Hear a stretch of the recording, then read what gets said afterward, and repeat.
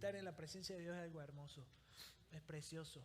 Poder contemplarlo a Él, poder saber de que mientras más conoces tu persona, mientras más ves tu condición, y hay momentos de adoración, de intimidad con Dios, más valorás el estar en esos lugares, más valorás estar en esos momentos. Porque mientras más conoces de Cristo, más conoces lo que Él ha hecho, más cuenta te das de lo miserable basura que sos. Más cuenta te das de lo caído que estás. Más cuenta te das de lo pecador que sos. Y de pronto el saber de que estoy en la presencia del Dios santo, puro, a pesar de quién soy. ¿Es en serio, Dios? ¿Es en serio que puedo permanecer ahí, Señor, a pesar de mi bajeza? ¿Es en serio que me recibes, Señor? Por eso el estar en esos momentos, el estar delante de Él, es un privilegio. Hoy continuamos con nuestra serie de Esdras. Continuamos en el capítulo 4, ya vimos capítulo 1, capítulo 2 y 3. La semana pasada Leo nos estuvo compartiendo, bueno, para los que a lo mejor no es la primera vez que están en la serie, te pongo un poquito en contexto. Esdras y Nehemías era un solo libro, luego se separó, se hicieron dos libros diferentes. Los dos libros cuentan cómo Israel vuelve del exilio de Babilonia y empiezan a construir el templo, la ciudad, las murallas, hay oposiciones, problemas con uno, problemas con el otro, y de eso cuenta todo el libro. Y con Leo estuvimos viendo la semana pasada cómo ellos habían salido de Babilonia y estaban ya en lo que ahí en Israel, todavía no Judea podríamos decir, donde iba a ser Jerusalén, donde la Jerusalén vieja, estaban ahí todos los cimientos rotos, destruidos, y ellos estaban empezando a poner lo más importante, el cimiento del templo. Y dice, nos contaba Leo la semana pasada, de que cuando pusieron el cimiento del templo, todo el pueblo se puso contento y otros lloraban. Y había gran grito y que los gritos no se podían distinguir, dice el versículo 13 del capítulo 3. Acompáñame a leerlo. Esdras 3:13. Dice, así que el pueblo no podía distinguir entre el clamor de los gritos de alegría y el clamor de llanto del pueblo, porque el pueblo gritaba en voz alta y se oía el clamor desde lejos. Desde lejos se oía el clamor. Y ese clamor no pasó desapercibido a los vecinos. Siempre hay un vecino ahí quejumbroso. Siempre hay un vecino, oye, bájale, o que llama a la caseta y a la caseta, ¿qué crees? ¿Tu vecino otra vez? Bueno, había vecinos así también aquí, así que no es algo nuevo. Vecinos que de pronto escucharon todo lo que pasaba y les llamó la atención e hicieron algo. Vamos a ver en el capítulo 4 qué fue lo que hicieron estos vecinos. Capítulo 4 de Esdras, versículo 1, dice, y se enteraron los enemigos de Judá y de Benjamín de que el pueblo del destierro estaba edificando un templo al Señor, Dios de Israel.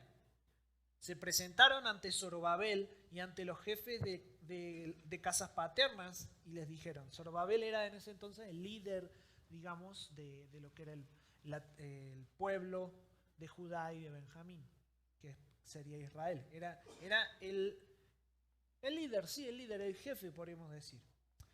Y les dijeron, vamos a edificar con ustedes, porque como ustedes buscamos a su Dios y le hemos estado ofreciendo sacrificios desde los días de Esar-Hadón, rey de Asiria, que nos trajo hasta aquí.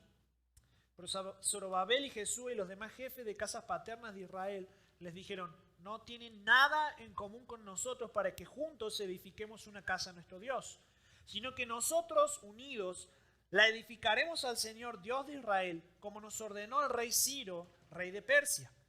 Entonces el pueblo de aquella tierra se puso a desanimar al pueblo de Judá y a atemorizarlos para que dejaran de edificar.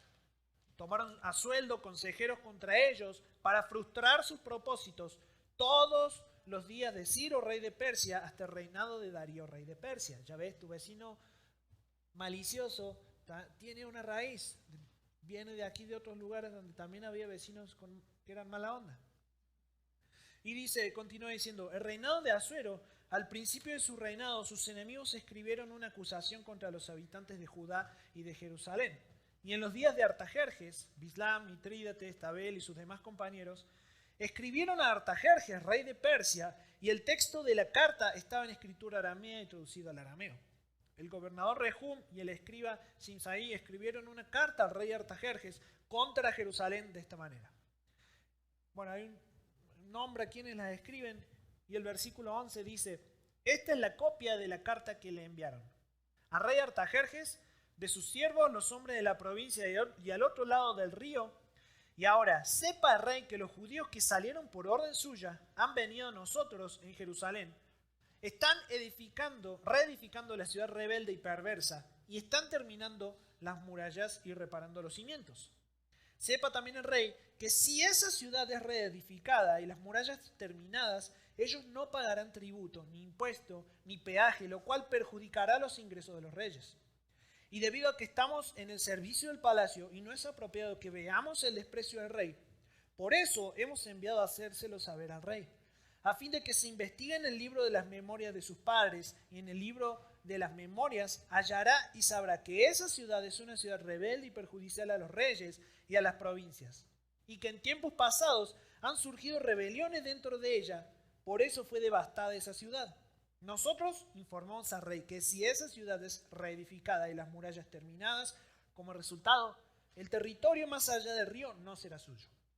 Entonces el rey envió respuesta al gobernador Rehum y al escriba Simsai y a sus demás compañeros que habitan en Samaria y en las demás provincias al otro lado del río: paz. Y ahora el documento que nos enviaron ha sido leído claramente delante de mí. Y por mí fue proclamado un decreto. Se investigaron los hechos y se ha descubierto que esa ciudad en tiempos pasados se ha levantado contra los reyes y que en ella se ha fomentado rebelión e insurrección. Que reyes poderosos han reinado sobre Jerusalén, gobernando todas las provincias más allá del río, y que se les pagaba tributo, impuesto y peaje. Y ahora pues, proclamen un decreto para que estos hombres paren la obra y que esa ciudad no sea reedificada hasta que se proclame un decreto por mí. Cuídense de no ser negligentes en cumplir este asunto. ¿Por qué se ha de aumentar el daño en perjuicio a los reyes? Así que tan pronto como la copia del documento del rey Artajerjes fue leída delante de Rehum, del escriba Simsai y sus compañeros, fueron a toda prisa a Jerusalén y a los judíos, y por la fuerza los hicieron parar la obra. Entonces cesó la obra en la casa de Dios, que estaba en Jerusalén, y quedó suspendida hasta el año segundo del reinado de Darío, rey de Persia. Esta gente que empezaron con buena onda, así como: qué bueno que volvieron, les ayudamos a reconstruir el templo. Y parecería como que estos judíos mala onda, que dijeron: no, ustedes quítense. Casi le dijeron así. Pero vamos a ver por qué. ¿Por qué? Vos pensá, ese pueblo que se quedó ahí, estamos hablando de los enemigos, los que no eran de Judá y de Benjamín, los que no se fueron al exilio de Babilonia, eran el rezago de la sociedad de Israel. Eran los pobres de los pobres, los que no se habían tenido en cuenta. Como ustedes: esto me lo llevo al exilio, ustedes hay que hagan lo que quieran, se van a morir de seguro. Entonces agarraron un pueblo, se lo llevan y quedaron estos. Pero estos que eran israelitas, que tenían las costumbres israelitas, que sabían toda la ley, se empezaron a mezclar con diferentes pueblos. Pueblos que, no sé si por estar deshabitada la zona, empezaron a ocupar los lugares y empezaron a mezclarse. Y ya no eran solo israelitas, eran israelitas más otros pueblos. Se mezcla cultura, se mezclan dioses, se mezcla la relación con Dios junto con otros dioses. Entonces, estos, ¿quiénes son? Hablo del Instituto Bíblico. ¿Quiénes son estos que son mitad judíos, mitad no judíos? Samaritanos. Muy bien. Quizás esta fue la primera generación de samaritanos. Por eso, para los judíos, los samaritanos eran tan apestosos. Eran tan como: estos no los quiero ni ver, porque estos mezclaron la pureza de mi Dios. Y fue prácticamente lo que ellos hicieron. Y esta mezcla que los judíos no permitieron, esta asociación, esta sociedad que bien, con un buen criterio, Zorobabel y Jesúa dijeron: no, ¿saben qué? Nosotros no somos como ustedes. fue algo muy acertado, porque si ellos hubiesen accedido a esto, por conveniencia, les convenía, o sea, llegas a un lugar deshabitado, todo roto, lo que menos necesitas son enemigos, necesitas amigos, necesitas aliados. Bueno, a ellos no les importó, porque para ellos sabían que seguir a Dios a rajatabla quizás no iba a ser conveniente, pero iba a ser lo mejor. Seguir a Dios no siempre va a ser lo conveniente, pero siempre será lo mejor. La propuesta de unirse a estos dos pueblos era un movimiento político para ellos, para los enemigos, porque significaba que si ellos construían el templo, estaban siendo parte de Israel, estaban unidos a Israel. Era más un movimiento político que otra cosa. Era una incorporación a la unidad nacional. Y hicieron esto con un argumento a lo mejor genuino y válido, porque dice el versículo 2, como ustedes buscamos a su Dios y le hemos estado ofreciendo sacrificios desde los días de Esarhadón, rey de Asiria, que nos trajo aquí. Probablemente ellos tenían una sinceridad genuina, era genuino lo que estaban diciendo, porque acuérdate, sus raíces eran judías, ellos sí conocían, sí sabían, pero ellos agregaron, y le hemos estado ofreciendo sacrificios desde los días de Esarhadón, rey de Asiria. Esto significaba, a ver, no había templo, no había sacerdotes, y ellos estaban ofreciendo sacrificios.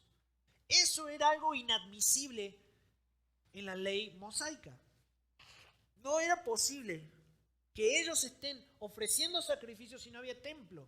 Por eso el pueblo de Israel estaba tan contento cuando ponen los cimientos del templo, porque significaba que el comienzo de nuevo, la restauración de la relación con Dios, de la adoración a Dios. Y estos herejes estaban adorando sin sacerdotes, sin templo, a Dios. Estaba en contra del mandamiento de Dios y contradecía la afirmación, así como ustedes, nosotros también buscamos a Jehová. No era cierto. Para los samaritanos, Jehová era un Dios más. Se había convertido en un Dios todopoderoso, pero otro Dios. Existía otros y también estaba Jehová. ¿Cuántas veces pasamos por algo similar? ¿Cuántas veces personas que dicen ser cristianas, que dicen adorar a nuestro Dios como nosotros lo adoramos, pero vos ves su vida y sus vidas reflejan otra cosa? Vos ves su vida y dicen ser cristianos y de pronto el testimonio que tienen, lo que los demás dicen, tú dices, pues, si él es cristiano, gracias. No quiero ser cristiano como él. O a mí me pasó cuando volví a estar de nuevo firme en Dios, que de pronto me encontraba con un compañero de trabajo en una iglesia, en un congreso, y como, ¿qué haces aquí? No, ¿tú qué haces aquí? No, pues yo soy cristiano. Ah, yo también. Ni enterados ambos que éramos cristianos. ¿Cuántas veces te has encontrado en una situación similar?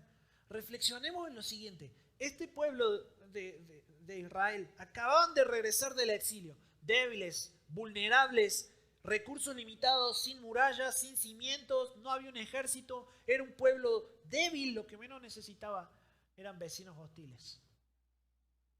Hubiese sido muy beneficioso tener vecinos amigos en lugar de generar enemigos. Mira lo que es el versículo 3.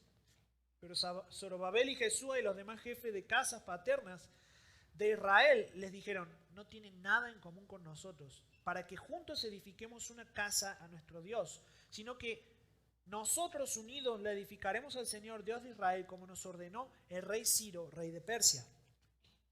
En base a esta respuesta que ellos daban, a mí me deja ver cuán importante era para este pueblo de Israel agradar a Dios más que a sus nuevos vecinos. A diario nosotros enfrentamos situaciones como estas. A diario enfrentamos situaciones que a lo mejor te llevan a traicionar tus principios, te llevan a traicionar tu integridad, tus convicciones. ¿Por qué? Por conveniencia. Porque pues mejor le doy las 500 formas al oficial de poder solucionar la multa. Mejor tomamos este atajo económico, esta estrategia fiscal. Así me llamaron una vez. Oye, ¿qué pasa si compro una factura? Eso es una estrategia de contabilidad, me dijeron. ¿Está bien? ¿Y tú qué crees? Hay muchas cosas que este mundo te ofrece y que te deja así en moño y en bandeja para que tomes. Porque es fácil, porque es cómodo, porque es conveniente. Porque te va a ayudar. Pero ellos sabían que lo que Dios ofrecía a lo mejor no era conveniente, pero era lo mejor. Este mundo te va a querer influenciar de tal forma, te va a meter una presión para que puedas ceder ante esa conveniencia, para que puedas ceder ante esa, valga la redundancia, presión que este mundo te pone. Tengo un amigo que me llama un día y me dice, mira, necesito entrar en un sector, él es empresario y me dice, necesito entrar en un sector que es muy importante para mi empresa para poder desarrollarme en ese sector. Y estoy generando una muy buena venta. Sin embargo, el gerente de ventas de la empresa a la que le estoy vendiendo me está pidiendo que sobrefacture. Que sobrefacture para pues, que él se quede con su comisión. Si no lo hago, probablemente puede ser que no me compren y no ingrese en ese sector que es tan importante para mi empresa. ¿Qué hago? ¿Qué hago?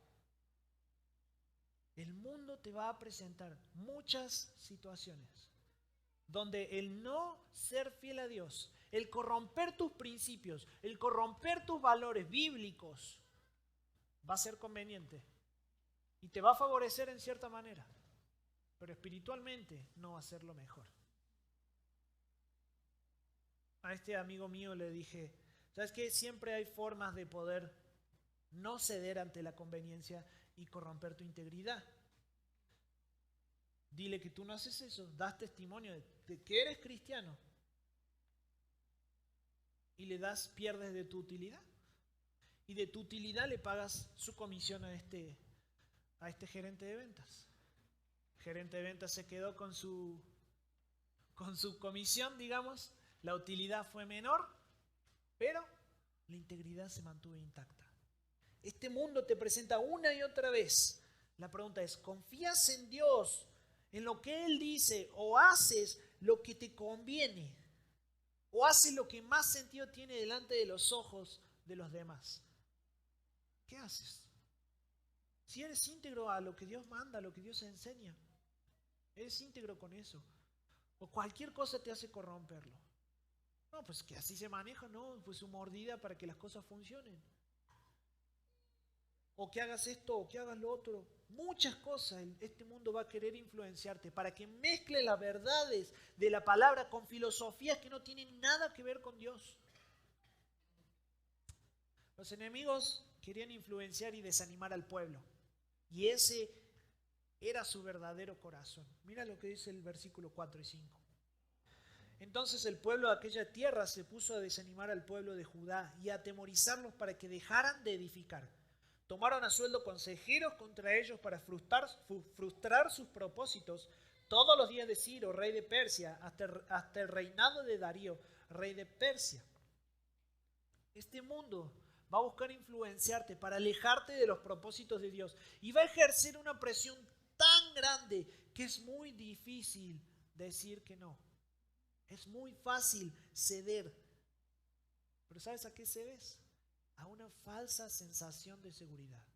Cedes ante un pan delicioso, que se ve delicioso, súper bonito, adornado, pero cuando lo muerdes, adentro está podrido, hay gusanos. A eso te hace ceder este mundo. ¿Qué tiene de seguro? ¿Qué tiene de certero serle fiel a Dios en cada detalle de esta vida? Para el mundo, ¿qué tiene de seguro eso? Nada.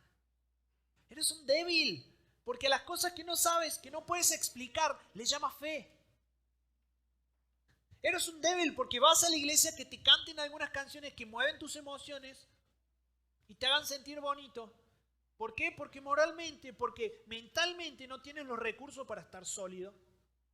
Entonces necesitas de alguien más que te ayude. Eso es el mundo. Cuando la misma palabra dice que engañoso es el corazón más que todas las cosas, ¿quién lo va a conocer? ¿Quién lo va a conocer? Este mundo te va a querer influenciar a que te mezcles. Te va a decir, es absurdo el cristianismo, es absurdo ser fiel a Dios. No tiene sentido. Te dicen fanático, iluso, débil. Pero ¿qué tiene de seguro serle fiel a Dios en la vida cristiana? En cada detalle. Todo. Todo.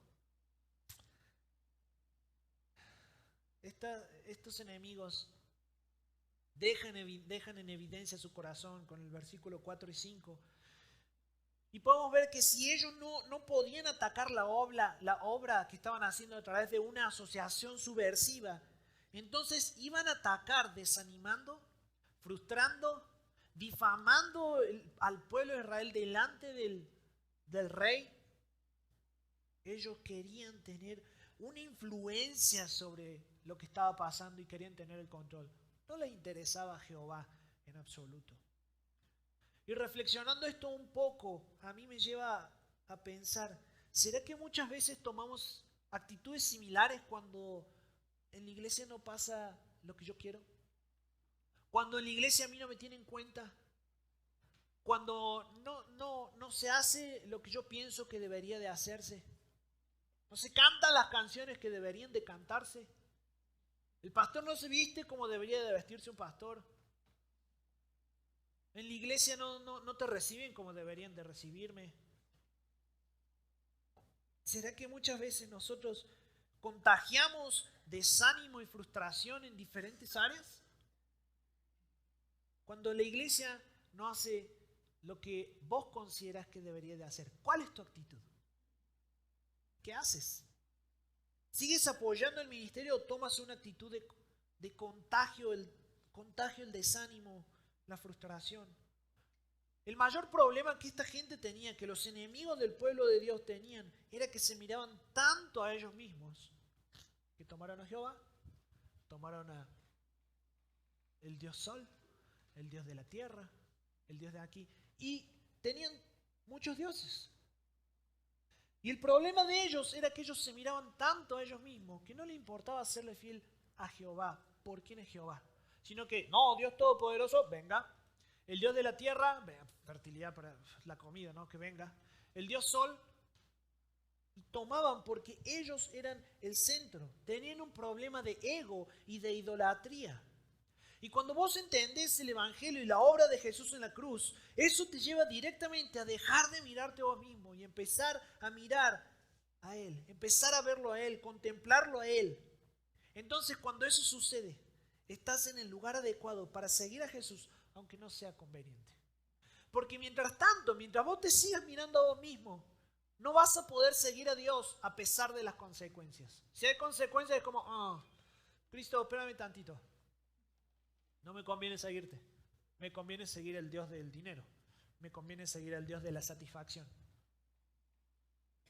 Pero cuando contemplas a Cristo, contemplas su obra, no importa tu estatus, no importa tu economía, no importa tu tiempo, no importa tu persona, no importa tu integridad física. Hoy nosotros estamos en una temporada, en un tiempo donde en México podemos orar libremente. Pero si tuvieses que poner en tu integridad física a causa de decir yo sirvo a Cristo, ¿estarías dispuesto? Porque eso va a marcar realmente a quién adoras. Si te adorás vos mismo vas a decir, ay, no. Yo irme ahí a esos países, Pakistán, todos esos lugares donde persiguen el Evangelio, donde el Evangelio es un delito, no, pues mejor aquí me quedo. ¿Quién es tu Dios? ¿Sos vos mismo o Cristo es tu Dios? Cuando estás siguiendo al Dios perfecto, inmutable, el único Dios verdadero, no te importa si es conveniente o no es conveniente. Pero cuando no lo estás siguiendo, no vas a poder seguirlo sin importar las circunstancias.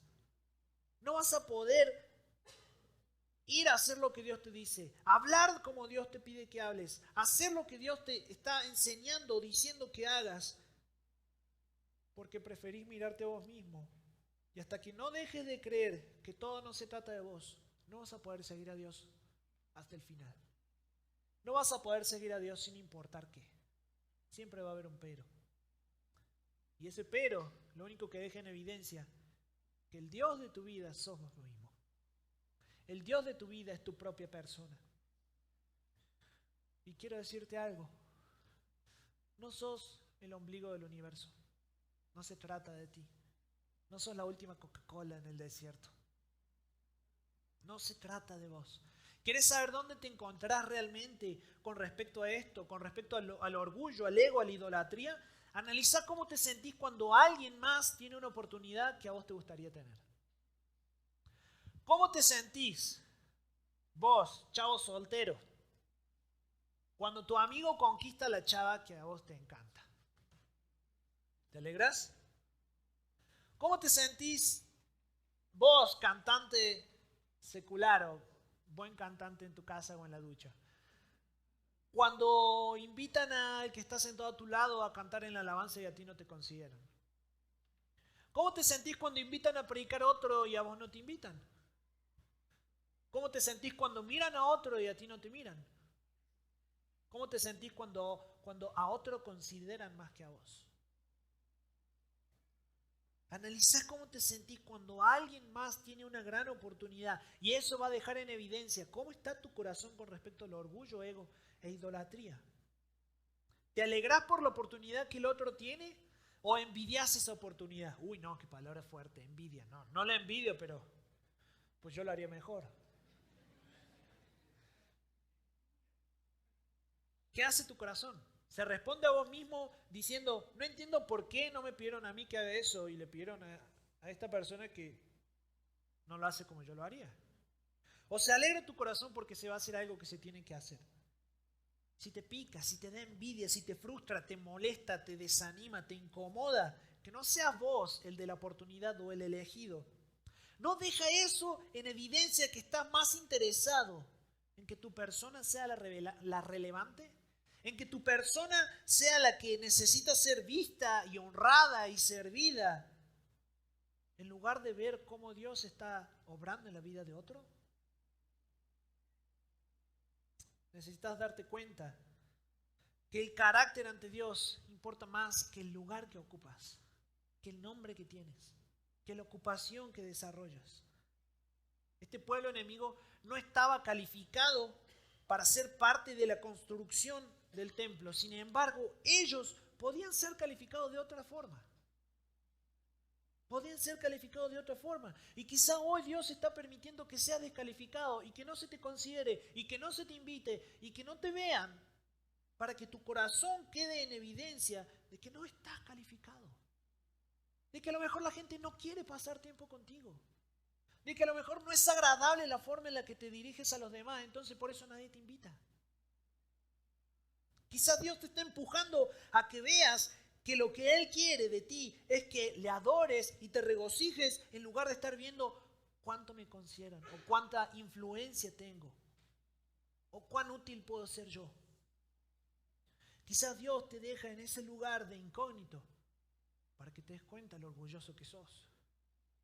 Dejar el orgullo y tener un carácter entrenado para Dios va a ser la clave para seguir a Dios fielmente.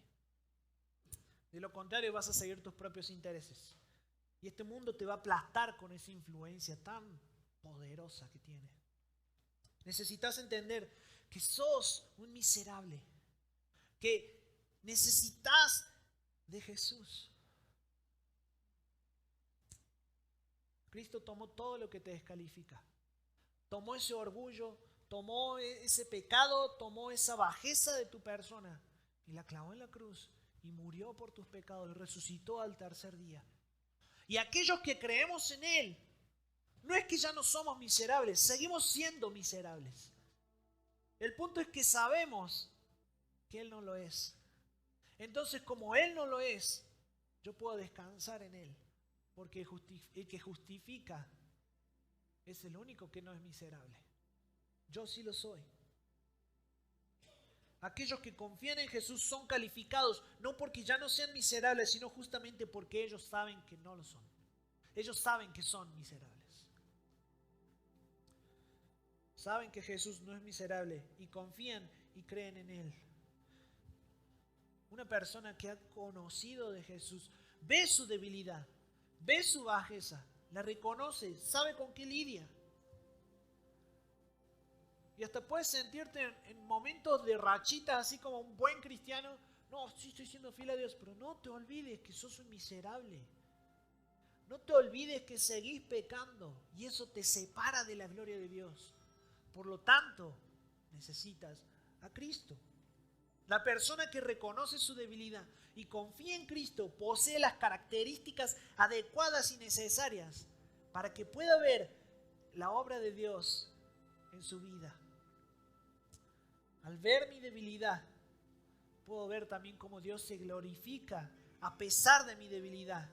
Y no hay nada ni nadie que pueda desafiar a ese Dios perfecto. Dios es glorificado cuando el débil vence al fuerte por la fe. Este pueblo enemigo buscó imponerse con algunas cosas que eran ciertas, pero manipuladas desde una forma, desde una perspectiva que hacían quedar a Israel mal. Mira lo que dice el versículo 12. Sepa, rey, que los judíos que salieron por orden suya han venido a nosotros en Jerusalén. Están reedificando la ciudad rebelde y perversa y están terminando las murallas y reparando los cimientos. ¿Era verdad? ¿Era mentira lo que dicen? No, no era mentira. Pero le da un tinte y le dice la ciudad rebelde y perversa.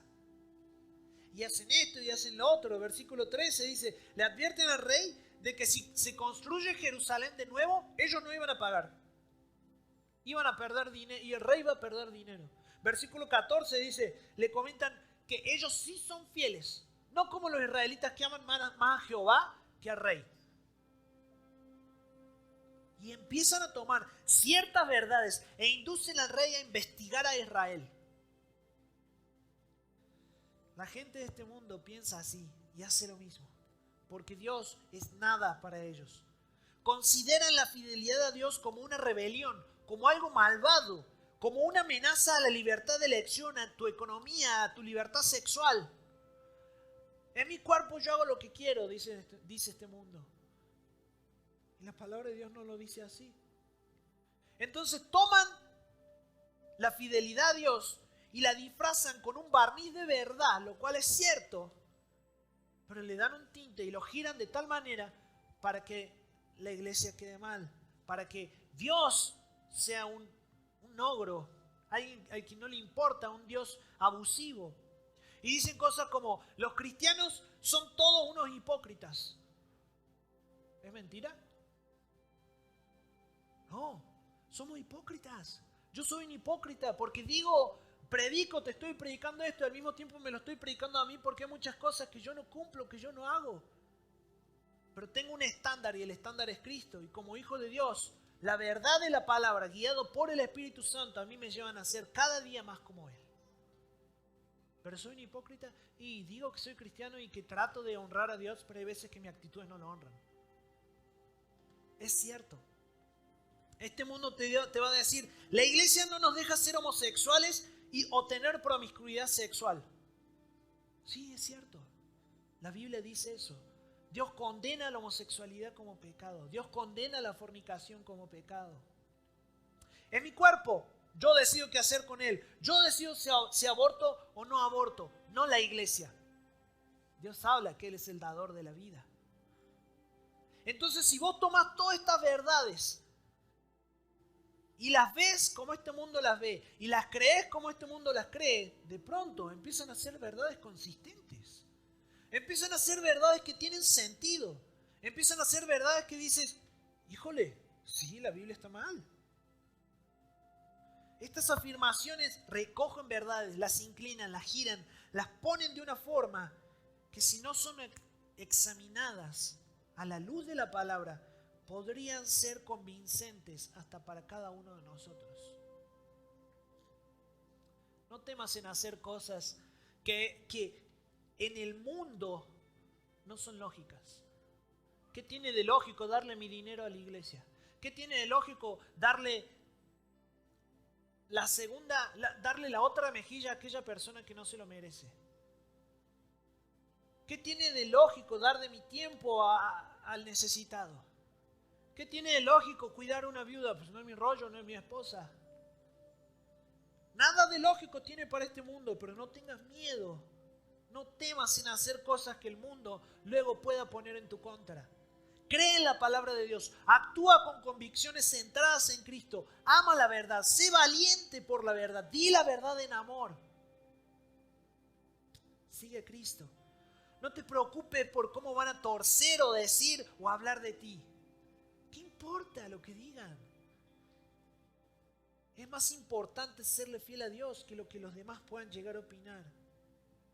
Dios conoce nuestra debilidad y sabe que este mundo va a venir con una influencia tan fuerte y tan dominante y tan poderosa que podría llegar a aplastarnos. Pero ¿sabes qué? Juan capítulo 16, versículo 33 dice: estas cosas les he hablado para que en mí tengan paz. En el mundo tendrán aflicción, tribulación, problemas, tristezas, pero confíen.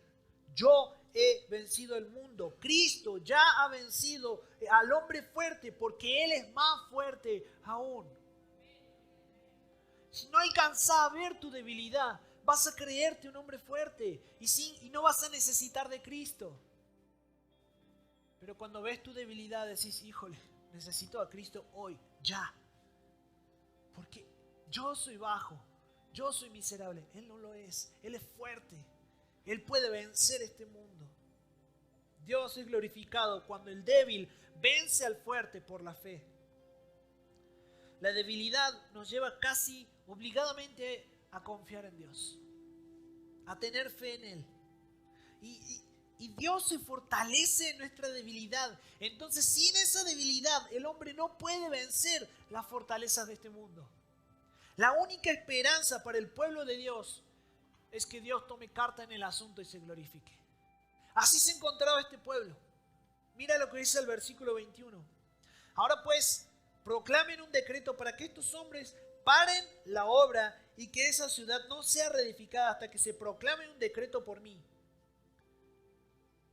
Este rey tomó la carta samaritana con una combinación de verdad y mentira y se enfocó en la verdad de la carta, lo pecaminoso que eran, lo malo, lo rebelde y perverso que había sido el pueblo. No había esperanza para ellos, no tenían el control, no había nada que hacer. Era un pueblo débil, lo único que podía cambiar ese diagnóstico que no era favorable de su realidad era una intervención divina de Dios. Si solamente Dios hace algo, esto va a cambiar. Y quizás hoy vos te encontrés de esa forma. Débil, caído, roto, como te describo a vos mismo. Y estás diciendo: si Dios no hace algo, yo no puedo hacer nada. Con un diagnóstico médico, a lo mejor no favorable, que hable de un cáncer, no sé. Y dices: Dios, si tú no haces algo, yo no tengo el control, yo no puedo hacer nada. O un matrimonio que ya no tiene respuestas, un matrimonio que no tiene solución, donde todo se ha intentado pero nada funciona y ya no queda nada que hacer. Dios, haz algo porque esto se va por un tubo. O quizás una larga lista de pecados que dices: no sé qué hacer, Dios, ya. O sea, he intentado 1000 formas de dejar de pecar y sigo pecando, sigo haciendo esto, sigo atado a este pecado. Y te sientes condenado y el enemigo te dice lo mal que estás.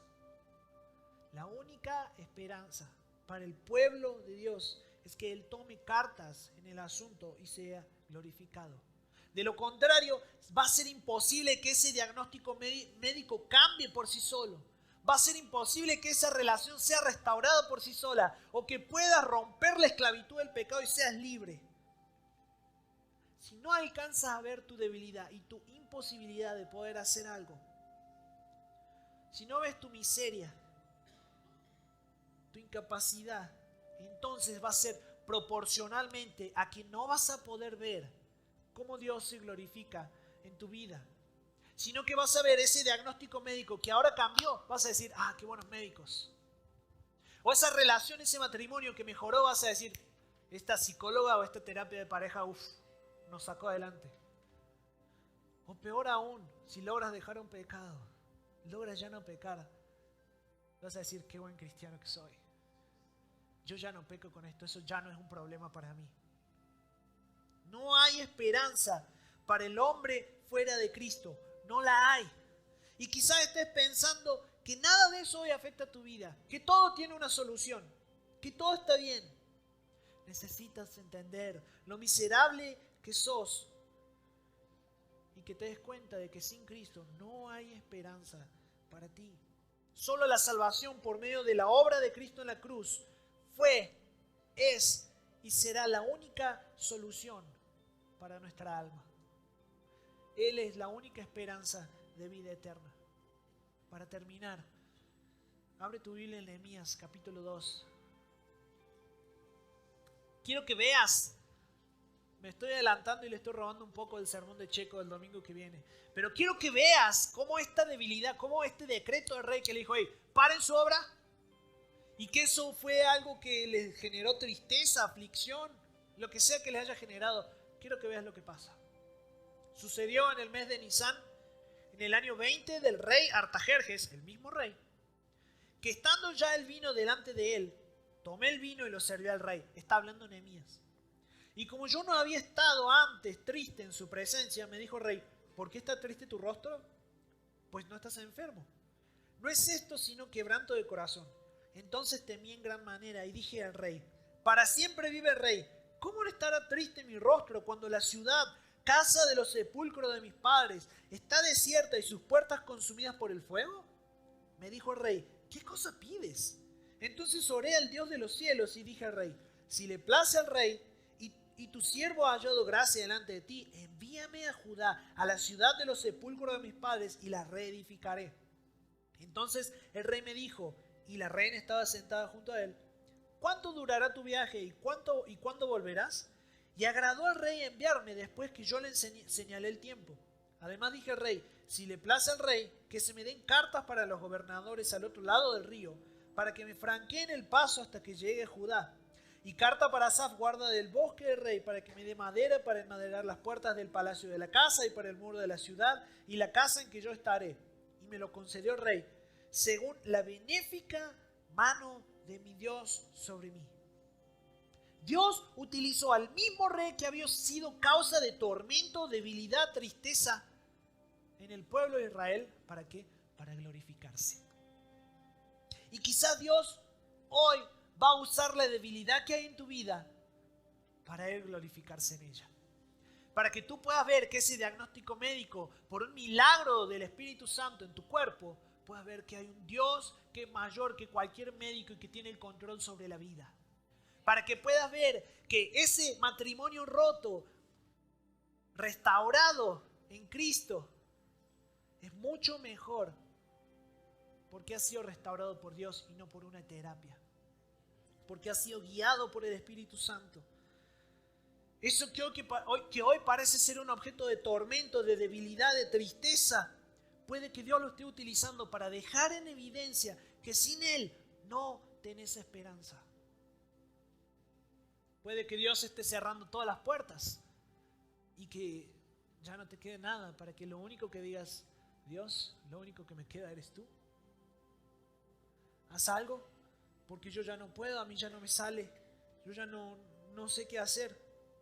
Y lo único que cambie la situación solo sea una intervención divina.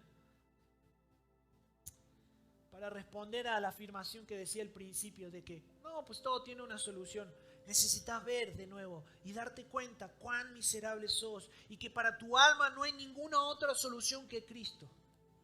Puede haber muchas soluciones terrenales, pero la solución para tu alma no la vas a encontrar en este mundo, solamente en Cristo. Y el apóstol Pablo lo sabía muy bien. 2 Corintios capítulo 12, versículos 8 al 10 dice, acerca de esto 3 veces he rogado al Señor para que lo quitara de mí, hablando del aguijón en su carne. Y Él me ha dicho, te basta mi gracia, pues mi poder se perfecciona en la debilidad. Por tanto, con muchísimo gusto me gloriaré más bien en mis debilidades, para que el poder de Cristo more en mí. Por eso me complazco en las debilidades, en insultos, en privaciones, en persecuciones, en angustia por amor a Cristo. Porque cuando soy débil, entonces soy fuerte. En el mundo vas a tener aflicción, pero confía. Él ha vencido el mundo. ¿Hay debilidad? Gloria a Dios. Gloria a Dios. ¿No sabes qué hacer? Qué bueno, porque estás parado en el umbral de la intervención divina. Deja de buscar soluciones en otro lado. Deja de buscar lo que sea que estés buscando que no sea Cristo. Deja de mirarte a ti mismo y empieza a verlo a Él. Deja de tomar dioses ajenos que nada tienen que ver con Cristo. Para que tu vida, tú te sientas bien, tú tengas placer, tú tengas bienestar, tú tengas una buena economía, tú tengas una familia bonita. Sé fiel a Cristo, sé fiel a su palabra, sin importar las consecuencias.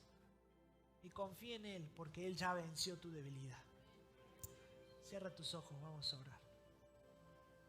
Padre del cielo, te adoramos, Señor. Gracias, Señor, porque en medio quizás del dolor, donde muchos estén con una debilidad que ya no tiene solución, con alguna situación sin solución, Señor, vos te presentás y decís, hey, yo me glorifico en la debilidad. Necesitas ver que no te queda nada más que mi persona. Dios, interviene en nuestra persona. Te necesitamos, Señor, y queremos y necesitamos, Dios, ver tu poder en nuestra vida. Glorifícate en lo que somos, en lo que hacemos. Y permítenos, Dios, cada día verte más y más. Y en nuestra debilidad entregártelo todo a ti, Padre. Porque solamente tú tienes palabras de vida eterna. Porque solamente vos, Señor, sos la fuente de agua viva. Gracias, mi Padre. En tu nombre oramos. Amén.